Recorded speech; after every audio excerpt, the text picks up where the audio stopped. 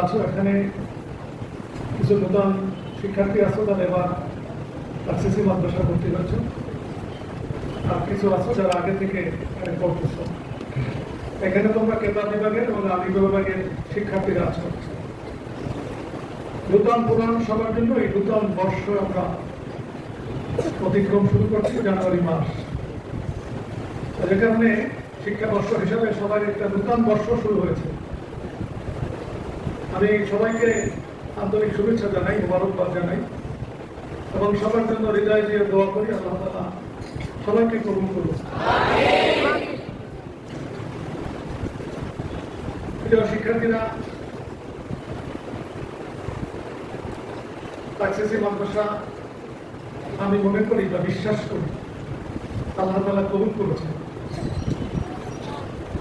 সারা দেশের মানুষ আজকে আরসিসি মাদ্রাসাকে চেনে।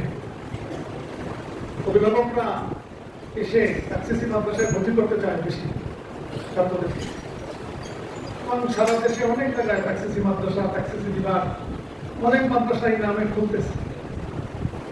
আমার মনে হয় না যে আমাদের আগে এই আরসিসি শব্দ ব্যবহার করিয়া কোন শাখা কোন মাদ্রাসা বাংলাদেশে আগে কেউ করছে। অন্য নামে করছে, অন্য নামে এখনো হচ্ছে, হয়তো সেটা স্বাভাবিক। কাজী দারুন নাজাত সিদ্দিকিয়া কামেল মাদ্রাসা যেমন আল্লাহ তাআলা কবুল করছে, সেই সাথে দারুন নাজাত আরসিসি মাদ্রাসাকে আল্লাহ তাআলা কি করছে, কবুল করছে।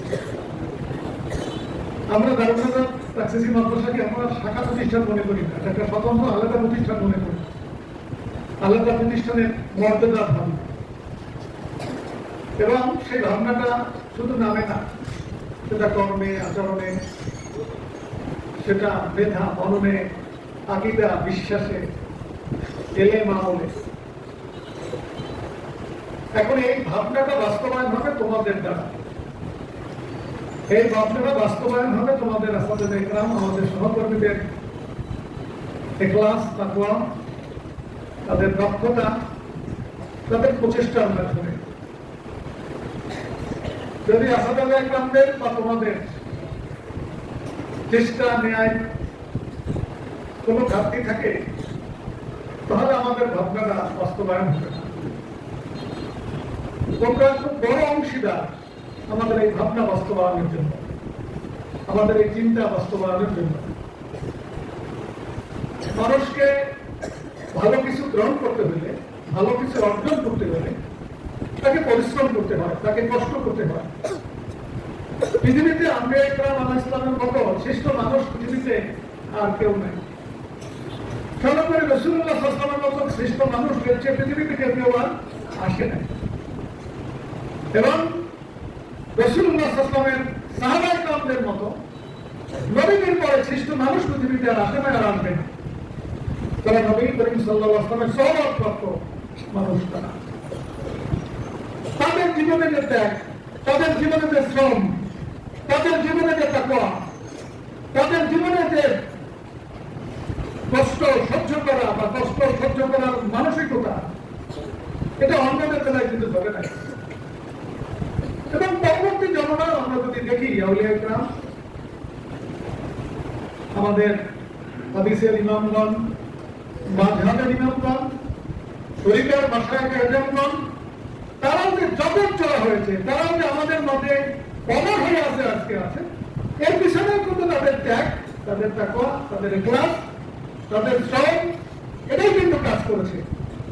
তো এমন নয় যে টাকার জোরে কোথাও থেকে কিছু কিনে আনছে, এটা এমন নয় যে ক্ষমতার জোরে কারোর কাছ থেকে কেউ ছিনিয়ে এনেছে।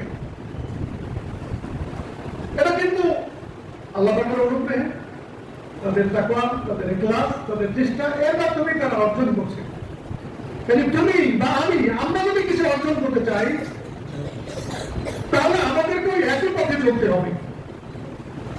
আমাদের ইখলাস, আমাদের তাকওয়া, আমাদের ইলম, আমাদের ইলমের জন্য চেষ্টা, আমাদের বিনয় আচরণ, আমাদের শুদ্ধ পবিত্র চরিত্র, এগুলোই কিন্তু লাগবে। এছাড়া কেউ কিন্তু কখনো বড় হওয়া সম্ভব না। আমাদের শিক্ষার্থী, দারুন নাজাতের ছাত্র, প্রাক্তন ছাত্র যারা বড় হয়েছে এখন, তাদের জীবনে কিন্তু একই ঘটনাই ঘটছে। তারা ছাত্র জীবনেই সুন্দর আচরণের অধিকারী ছিল, তারা পরিশ্রমী ছিল, তারা বিনয়ী ছিল, আজকে শিক্ষার্থীরা বিপ্লবী হয়ে যায়, বিনয়ী হয় না। অথচ মানুষের প্রথম গুণ কি? বিনয়ী হওয়া। বিপ্লবের আগে বিনয়ী হওয়া দরকার, সুন্দর আচরণের অধিকারী হওয়া দরকার। সমাজ, রাজনীতি, পরিবেশ ইত্যাদি নানা কিছুর কারণে আমরা অনেক সময় ভুলে যাই যে কোনটা সুন্দর আচরণ, কোনটা সুন্দর আচরণ না। অনেক সময় অসুন্দর আচরণটাকে আমরা সুন্দর আচরণ হিসেবে প্রকাশ করি। কেমন মনে করো, আজকে নামাজের পরে বিদ্যুৎ গেছে, আওয়ামীদের সময় যেতেই পারে, দেখো কি স্বাভাবিক। একটু পরে জেনারেটর চলছে, পরে আবার বিদ্যুৎ আসছে, তখন চিৎকার দিয়ে ওঠা, এটা কি সুন্দর আচরণ? এটা কি হওয়া উচিত? অনেকেই যখন নামাজ পড়তেছে প্রায় সময় এভাবে দেখা যায়, সেই ক্যাম্পাসে বলে ওখান বসে বলে। এটা জোরে শব্দ করার আগে আমরা ভাবি না যে কখন, কোথায়, কিভাবে আমরা জোরে শব্দ করব। শিক্ষকের সামনে আমার কণ্ঠস্বরটা কতটুকু উচ্চ হবে, মসজিদে আমার কণ্ঠস্বরটা কতটুকু থাকবে, একটা অনুষ্ঠানে আমার কণ্ঠস্বরটা কতটুকু থাকবে। এজন্য সুন্দর আচরণ, বিনয় আচরণ, এটাই মানুষকে বড় করে, এটাই মানুষকে মানুষের কাছে গ্রহণযোগ্য করে তোলে। খুব ভাবতে হবে বিষয়টা।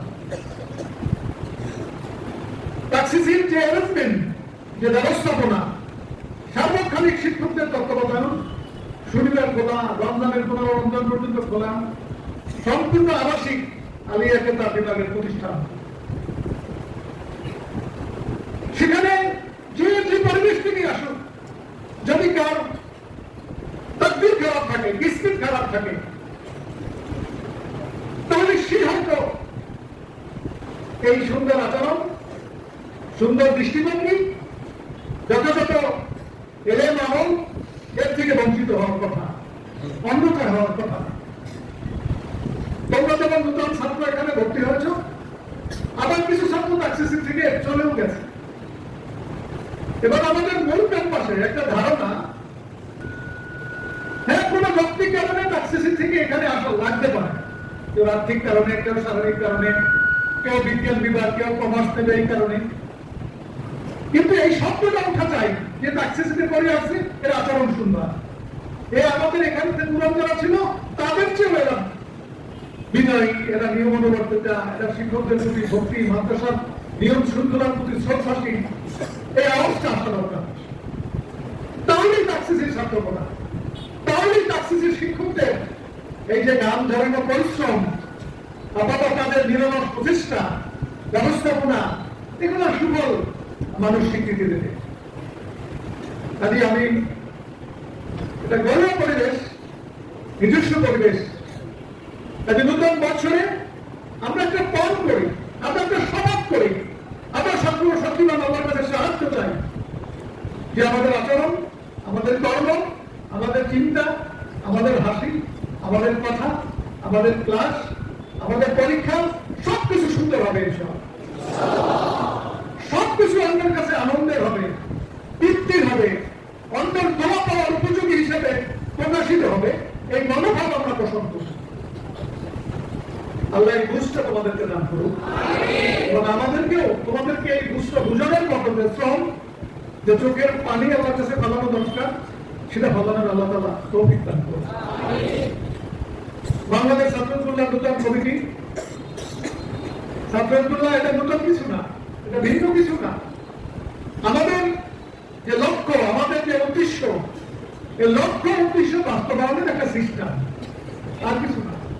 ছাত্রদুল্লাহ একজন ছাত্রকে আখলাকি বানাইতে চায়, ছাত্রদুল্লাহ একজন ছাত্রকে তার মেধার বিকাশ ঘটাতে চায়, ছাত্রদুল্লাহ একজন ছাত্রকে আগামী দিনে দেশ জাতির সেবা করার মতো তাকে দক্ষ বানাইতে চায়। ছাত্রদুল্লাহ অর্থাৎ সিসি মাদ্রাসা যারা পরিচালনা করে, যারা শিক্ষক, তাদের সিদ্ধান্তই তো পরিচালিত হবে, এটাই তো স্বাভাবিক।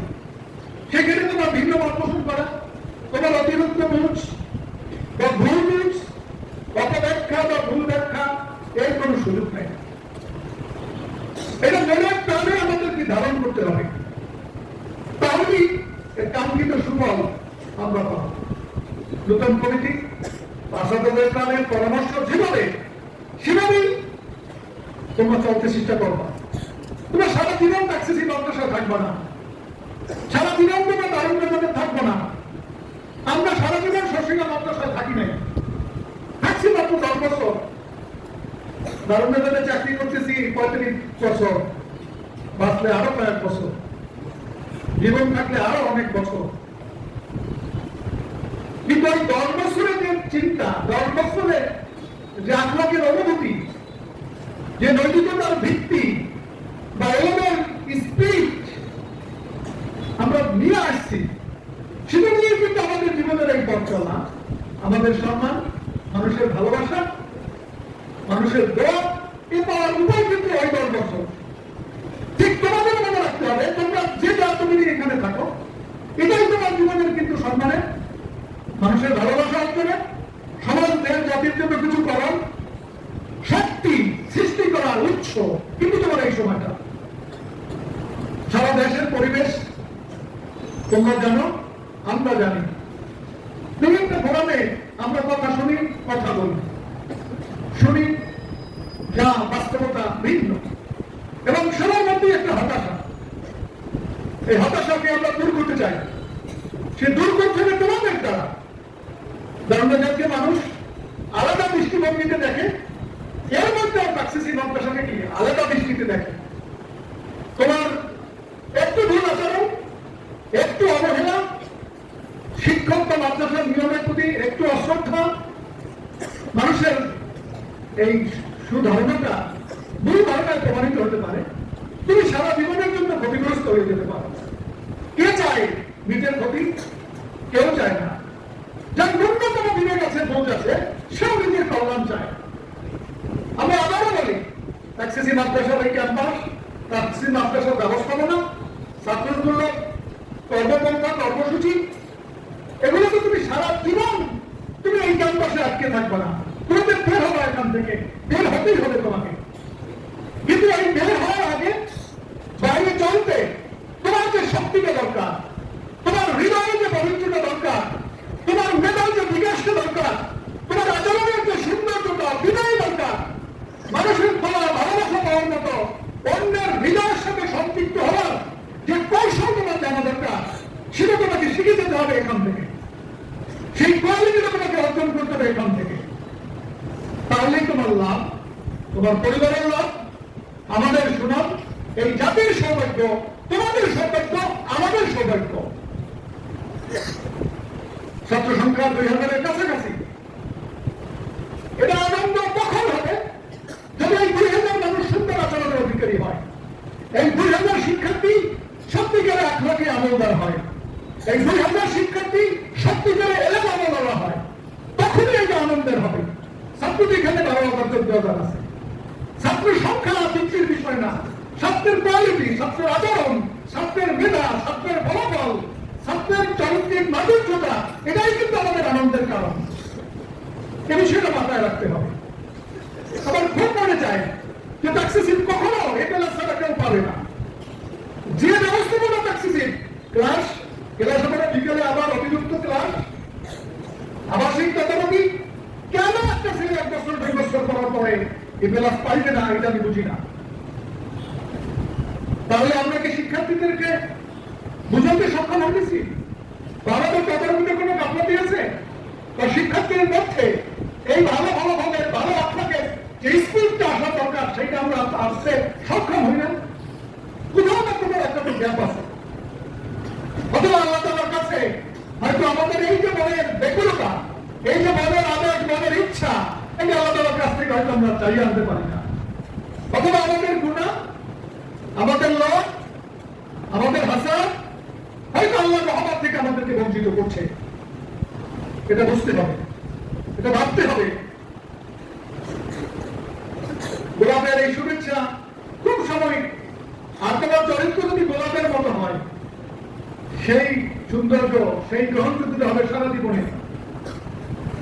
নজরুলের একটা কবিতা আছে, কবিতার লাইন আমার মনে নাই, সার্থক অর্থ এই যে কবি নজরুল গোলাপকে বলতে, গোলাপ তুই কি আমার নবীর কদম ছুঁয়েছিলি, এজন্য কি তোর এত সৌন্দর্য এত ঘ্রাণ আছে না। আগে আমাদের সময় অগ্রগতির দায়ী হইতো সাপ্তাহিক, এইসব হেডলাইন দিয়ে হেডিং বাইক করা হয়, করে বলা তুই কি আমার শুয়েছিলি নবুজ পায়ের কদম নাকি এ ধরনের। দেখো চুলবাগির ভাবনা কি, কি গোলাপকে তুলনা করছে। গোলাপ তোমার এত সুগ্রাম, তোমার এত জনপ্রিয়তা, তোমার এত সুবাস, মানুষের এত গ্রহণযোগ্যতার কারণ কি? তুমি কি নবীর পায়ের কদম শুয়েছিলা? কবির ভাবনা ঠিকই। আমাদেরও কিন্তু এইখানে দায়িত্ব হবে। আমাদেরও যদি সুবাস আমাদের থেকে বের হতে হয়, আমাদেরও যদি সৌন্দর্য প্রকাশ করতে হয়, আমাদেরও যদি অন্যের কাছে পছন্দ হতে হয়, তো নবীর কদমই শুইতে হবে। নবীর চরিত্রে আমাদের চরিত্রবান হতে হবে, নবীর আখলাকে আমাদের আখলাকিত হতে হবে, তাহলেই সেটা সম্ভব হবে। যাই হোক, কথা বাড়াতে চাই না, তোমাদের ক্লাস আছে সকালে, আমাদের ব্যস্ততা আছে, নামাজ আমরা করবো, এখনই আজান হবে, নামাজ হবে, আমার কথা বলা শেষই। কাজে সবার তারা গুরুত্ব দিতে হবে, আখলাক আর এলেন, এলেন আর আমল, সবার তালে গুরুত্ব দিতে হবে। সারা পৃথিবী যা করে করুক, সারা মাদ্রাসা যা করে করুক, আমি তাকসিসি মাদ্রাসা, আমি তাকুন বাজার, এলেন আমল আখলাক আমার সমান তালে আমার গতি চলবে। তাকসিসি মাদ্রাসার এই লক্ষ্য। তাকসিসি মাদ্রাসার শিক্ষকদের তো এমপিওরই নাই, যেন এমপিও দাঁড়ি। হ্যাঁ, এমপিও হয়ে আপনাদের চলে যাবো, মনোভাবের কিছু শিক্ষক থাকতে পারে, তাড়াতাড়ি যাক, তারা এই দোয়া করি। আমি আল্লাহকে সবসময় দোয়া করি যে আল্লাহ যাদের তারা ধারণার উপকার হয়নি তাদেরকে এখানে রাখো, আর যাদের তারা ধারণার উপকার হয়নি না তাড়াতাড়ি খেতে সবাই যাও, চিন্তা হোক মৃত্যু যদি হয় হতে পারে, মহাজুদের স্মৃতি যদি হয় হতে পারে, ফয়সালা আল্লাহ তাআলার কাছে। এই জন্য খুবই গুরুত্বপূর্ণ বিষয়গুলো সমান তালে এলেন আমল আখলাক এই বিষয়গুলো। তোমরা তাকসিসি মাদ্রাসা ভর্তি হয়েছ, তোমাদের আদর্শ তাকসিসি মাদ্রাসার আদর্শ, দারুণ জগতের আদর্শ, অন্য কিছু চিন্তা করার কোনো প্রয়োজন নেই। আজান শেষে নিয়ে আমরা দোয়া করবো, আল্লাহ তাআলা আমাদেরকে কবুল করুন, তাকসিসি মাদ্রাসাকে কবুল করুন।